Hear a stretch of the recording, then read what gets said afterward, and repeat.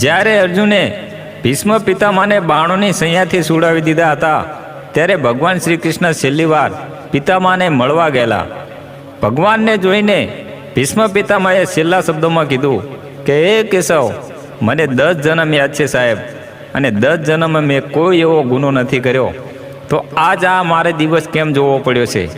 પાછળના 10 જન્મમાં મેં કોઈ એવું પાપ નથી કર્યું, તો પછી આ બાણોની સૈયા મને ક્યાંથી મળી?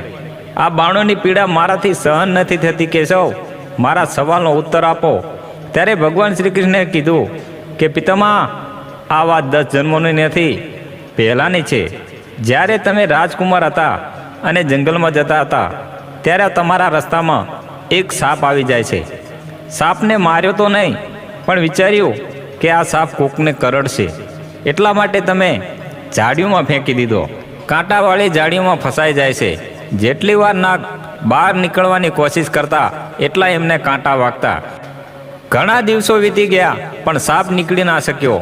એટલે ભગવાનને પ્રાર્થના કરે છે કે હે ભગવાન, આના કરતાં મારો જીવ લઈ લે, પણ પીડા મારાથી હવે સહન નથી થતી. ભગવાન, જેને આવી મારી દશા કરી છે, એની પણ આવી જ દશા થવી જોઈએ. તો ભીષ્મ પિતામહ, તમે 10 જન્મમાં કોઈ પાપ નહોતું કર્યું. જ્યારે દ્રૌપદીનું ચીરહરણ થતું, ત્યારે તમે ચૂપ રહીને જોતા રહ્યા, તો તમે ધારત ન તો એ રોકી શકત. આના પાપના ભાગીદાર તમે પણ બન્યા છો. એવી જ રીતે જે રીતે સાપ કાંટામાં ફસાયેલો હતો, આજ એ જ પ્રકાર તમે પણ આ બાણોની સૈયામાં લેટ્યા છો. તમે જેટલા ખરાબ કામ કરો, એના કરેલા કર્મના બદલા ભોગવવા જ પડે છે. આ જન્મ નહીં તો બીજા જન્મ તમારા ભોગવવાનું એ નક્કી જ છે.